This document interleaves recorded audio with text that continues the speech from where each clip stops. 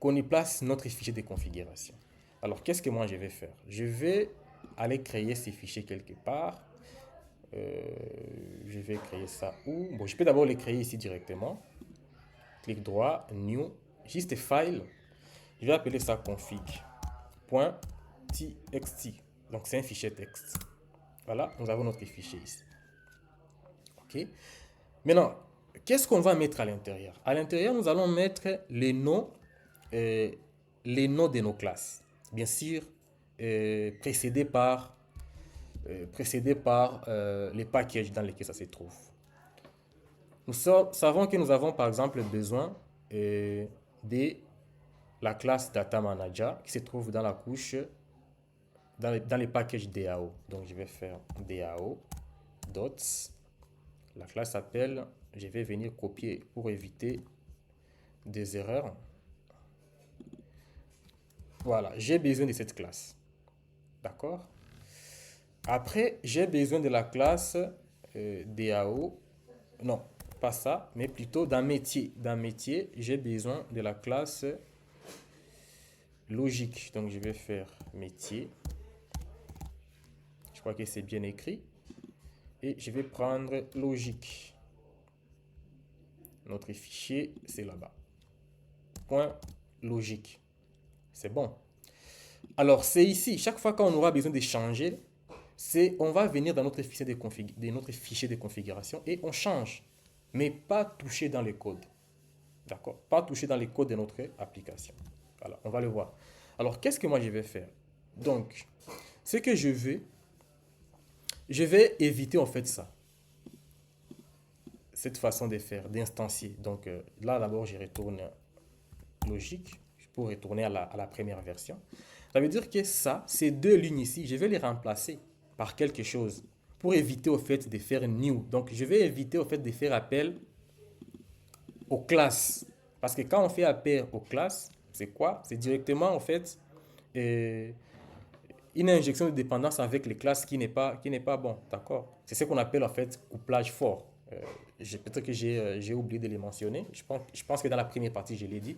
En fait, quand vous faites ça, quand vous passez par les classes, c'est ce qu'on appelle couplage fort. Ok? C'est fort pourquoi? C'est parce que vous obligez que votre classe ici dépende fortement de la classe.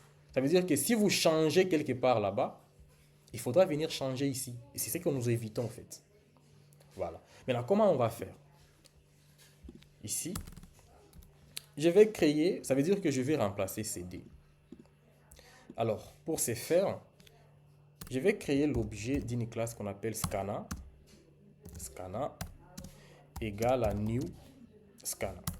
Alors ça, il a besoin d'un fichier. Donc, je vais lui passer notre fichier de configuration, new file, qui se trouve à quel niveau? Ça se trouve, c'est ça. Ça s'appelle config, comme ça se trouve directement dans notre application. Donc, c'est config.txt. Il faut écrire exactement comme c'est écrit là-bas. Voilà. Alors, une fois que j'ai ça, bon, vous voyez que notre éditeur n'est pas content. C'est quoi le problème? On nous dit exception, file not found exception. Donc, il y a moyen d'avoir une exception file not found. Ça veut dire quoi? Si par exemple, on écrit mal ou si on a déplacé ces fichiers, on va avoir en fait une exception du type file not found exception. Alors, pour éviter ça, qu'est-ce qu'on va faire? On va mettre notre code ici dans try catch. D'accord? Donc, je peux le générer automatiquement avec l'id. Donc, j'ai fait add exception to method signature. Donc, si j'ai fait ça, vous voyez là où ça vient. Sauf que moi, je ne vais pas le gérer comme ceci. Donc, je vais faire try. Voilà. Et puis, catch exception. Et puis, alors, je vais faire i.print stack trace. Voilà. Et puis, ces codes, je les mets là-bas, là à l'intérieur. Et vous voyez que l'éditeur est content. Maintenant, une fois que j'ai ça, alors, je vais avoir besoin de quoi? Je vais avoir besoin de récupérer le nom de la classe. Donc, je vais faire string. D'abord, j'ai besoin de cette classe. classe data manager. Ça. Alors, comment faire?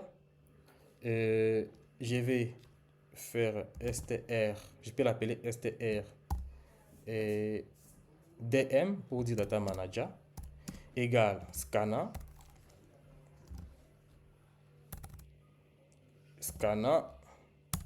dot next line. Voilà. Ça me retourne donc, qu'est-ce que ça fait? Scanner dot next line, ça veut dire que je lui dis d'aller à la ligne suivante. Donc ça prend le fichier, ça va commencer à la première ligne. Donc la première ligne, si vous voyez bien, qu'est-ce que ça me retourne ici? Première ligne dans notre fichier.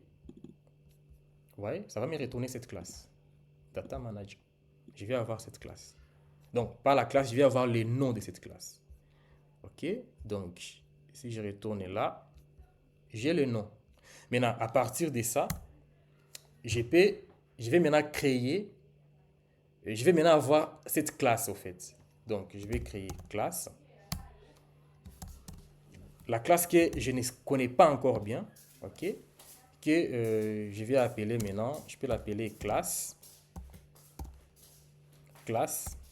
dm qui sera égal classe dot for name. Donc, je vais avoir la classe à partir du nom for name et strdm.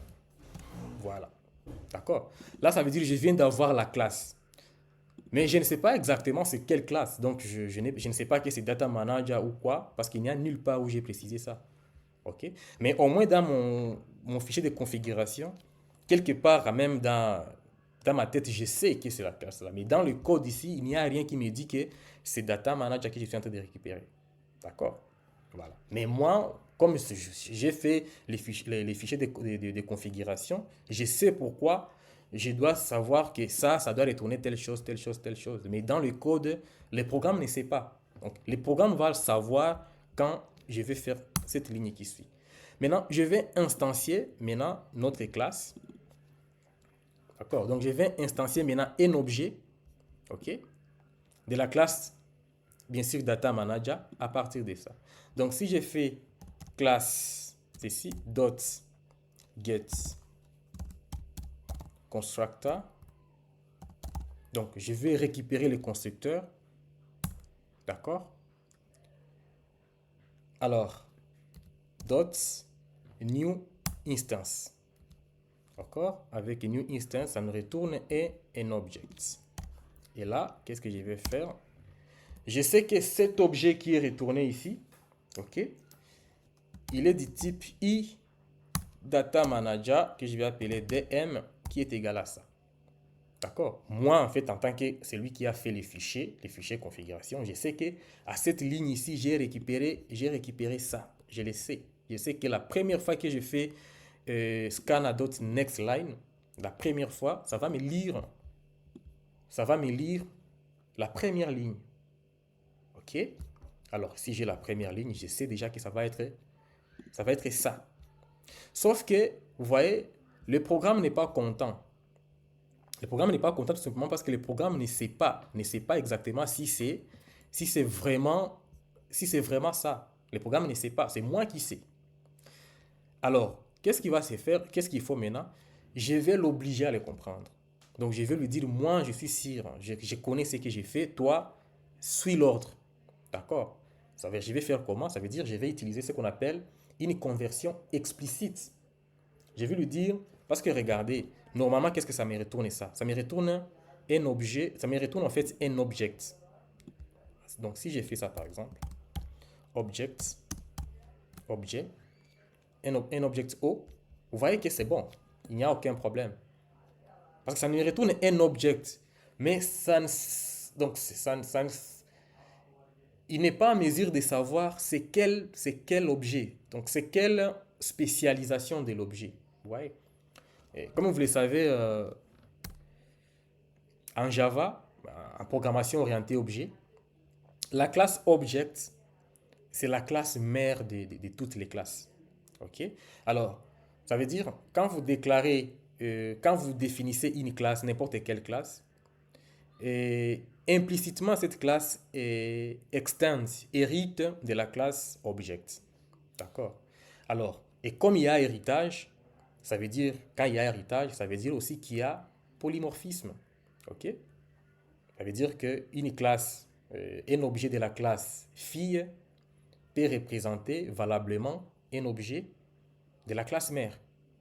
Ça, ce sont des notions qu'on ne va pas, sur laquelle on ne va pas s'attarder. Ça veut dire tout simplement que ici, ce que je vais faire i data manager que je vais appeler dm, d'accord? Comme il n'est pas content, je vais l'obliger. Euh, je ne vais pas ça. Je vais importer ça. Voilà. Donc, je vais faire égal ça. Non, j'ai besoin de i data manager. Voilà. Et puis ici, je vais l'obliger à les comprendre. Donc, je vais lui mettre ça. Voilà. Une conversion explicite. Et déjà, quand j'ai cet objet, ça devient facile. Donc, je peux faire tout ce que je veux. Là, ces trois lignes ici, c'est pour faire ça. Donc, je peux déjà couper ici. Bon, je vais corriger ça après parce que ça aussi, on n'a pas besoin. Je viens juste mettre là-bas pour montrer que ça, c'était pour faire cette ligne. Cette fois-ci, je vais faire ça. D'accord? Donc, je fais la même chose ici. Voilà. Et puis, je vais faire presque la même chose. Donc, il n'y a pas à inventer. Donc, pour me faire simple, j'ai fait copier-coller. Et voilà. Alors, vous savez que quand vous faites des copier-coller, quand vous regardez ces codes, ça va ressembler exactement à ça. Bon, bien sûr, je vais y revenir après. Ça veut dire, ici, cette fois-ci, je sais que quand ça va faire next line, ça sera pour appeler quelle classe? Ça sera pour logique. Donc, je peux faire, par exemple, LG. D'accord? Je sais que moi, en fait, ce n'est pas le programme qui sait, c'est moi qui sais. Moi qui vois le fichier. Parce que le programme va le savoir en runtime. Donc, quand on va lancer le programme, c'est là où ça va savoir. Mais dans la partie compilation, le programme ne sait pas. Donc, quand je développe comme ça, le programme ne sait pas. D'accord? C'est pourquoi, en fait, des fois, ça vous montre qu'il y a erreur et vous devez faire des conversions explicites parce que le programme ne sait pas tout simplement. Voilà, ici, je vais appeler ça classe LG. Il faut faire attention. Voilà, c'est bon. J'ai remplacé là avec ça, c'est bon. Et puis, cette fois-ci, ça ne sera pas iData Manager, ça sera iLogic que je vais appeler LG. Et ici, ça va être ça. Voilà. Alors, regardez, vous allez voir que ces codes ici, avec ça, c'est presque la même chose. Non, il y a quelque part où j'ai oublié. Je dois changer ici. Il faut que je mette ça. Et voilà. Alors, vous allez voir que ces codes et ça, c'est presque la même chose, à des petites différences près. Alors, quand vous avez des codes comme ça, là, il faut songer directement à un pattern, en fait. Il faut songer à un pattern parce que ça veut dire un pattern pour dire quoi? Ça veut dire que vous allez faire un modèle qui va être utilisé dans plusieurs endroits. OK? Voilà. Comme ça va servir, en fait, plusieurs personnes. Si c'est dans un programme où il y a beaucoup de gestion. Alors, alors quand vous voyez que à un certain moment, vous aurez besoin de faire quelque chose comme ça plusieurs fois, il faut faire un pattern pour ça. Alors, donc nous ici, bon, on ne va pas faire des patterns ici. C'est vrai, on va aussi avoir en fait une leçon sur les patterns. Je pense que je vais pouvoir les faire au courant de cette semaine. Et on va parler des patterns, entre autres que les patterns décorateurs et autres, proxy. Mais pour le moment, on se limite d'abord à ça. Ça veut dire que je ne vais pas faire des patterns. Je vous montre tout simplement d'abord comment ça fonctionne. Mais en tout cas, il faut songer à ça. Quand vous avez des codes qui se ressemblent comme ça, il faut songer à ça. Voilà. Maintenant, ça veut dire, tout ce que je viens de faire ici, c'était pour faire cette ligne. Vous voyez? Dans notre première façon de faire, il n'y avait que deux lignes. Mais maintenant, nous avons combien? Nous avons trois lignes pour chacun. Donc, ce qui fait six lignes en fait. D'accord? Voilà. En fait, la première